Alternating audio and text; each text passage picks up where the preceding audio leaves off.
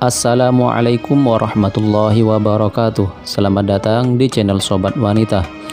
Diriwayatkan dari Aisyah radhiyallahu anha bahwa ia berkata, kalau Rasulullah shallallahu alaihi wasallam bersabda, orang yang dermawan adalah orang yang dekat dengan Allah, dekat dengan surga dan jauh dari neraka.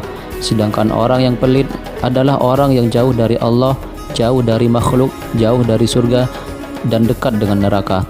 Orang bodoh yang dermawan lebih Allah cintai daripada orang alim yang pelit. Beliau sallallahu alaihi wasallam bersabda, dermawan merupakan sebuah pohon di surga yang dahan-dahannya menjulur di dunia. Barang siapa yang mengambil satu dahan saja, maka dahan tersebut akan menuntunnya ke surga. Pelit merupakan sebuah pohon di neraka yang dahan-dahannya menjulur di dunia. Barang siapa yang mengambil satu dahan saja, maka dahan tersebut akan menuntunnya ke neraka. Ada sebuah kisah yang sesuai dengan hadis tersebut, yaitu kisah tentang seorang yang bernama Bahram Majusi. Abdullah bin Mubarak berkata, setiap tahun aku melaksanakan ibadah haji. Pada waktu itu aku berada di Hijr Ismail. Kemudian aku tidur dan memimpikan Rasulullah Shallallahu Alaihi Wasallam yang berkata kepadaku, ketika kamu pulang ke Baghdad, pergilah ke suatu kampung ini, carilah seseorang yang bernama Bahram al-Majusi. Sampaikan salamku kepadanya dan katakan kepadanya kalau Allah meridhoi apa yang telah ia lakukan. Kemudian aku terbangun dan membaca la haula wala quwata illa billahil aliyil azim.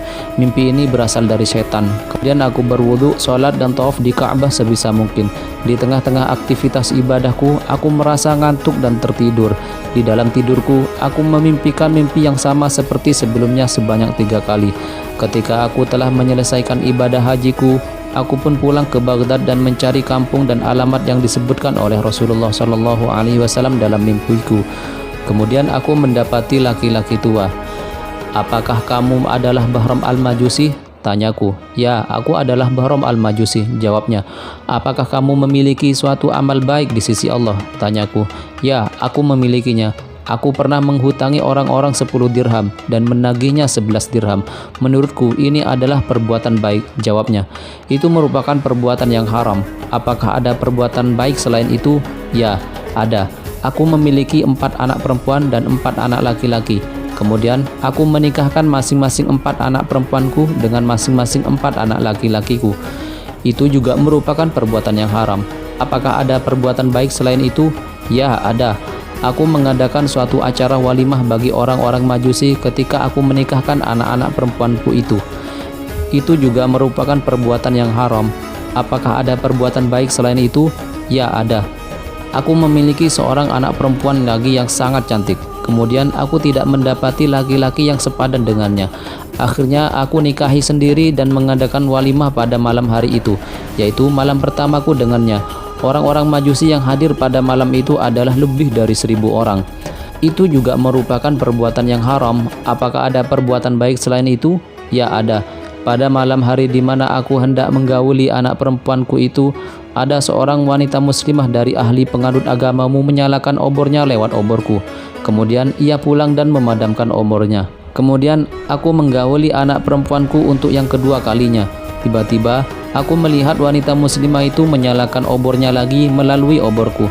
Kemudian ia pulang dan memadamkan obornya lagi. Kemudian aku menggauli anak perempuanku untuk yang ketiga kalinya. Kemudian wanita muslimah itu menyalakan obornya lagi melalui oborku.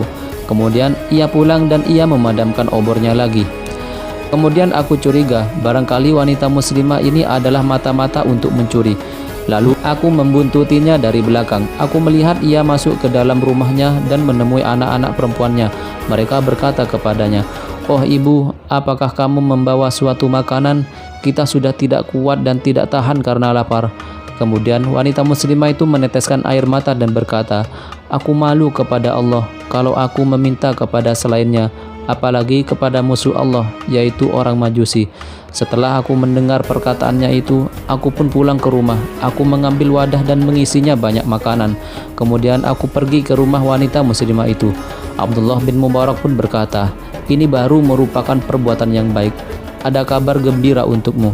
Kemudian Abdullah bin Mubarak menceritakan kepada Bahram al-Majusi tentang mimpi bertemu Rasulullah Shallallahu Alaihi Wasallam dan pesan untuk beliau. Mendengar cerita itu, akhirnya Bahram al-Majusi mengatakan, "Asyhadu an la ilaha illallah wa asyhadu anna Muhammadur Rasulullah." Kemudian ia seketika jatuh tersungkur dan meninggal. Aku pun memandikan, mengkafani, mensolati dan mengubur jenazahnya. Abdullah bin Mubarak mengatakan, "Wahai para hamba Allah, bersikap dermawanlah kepada sama makhluk Allah, karena sikap dermawan dapat mengubah para musuh Allah menjadi para kekasihnya." Demikianlah kisah Bahram al-Majusi. Semoga bermanfaat dan menambah wawasan Anda. Wassalamualaikum warahmatullahi wabarakatuh.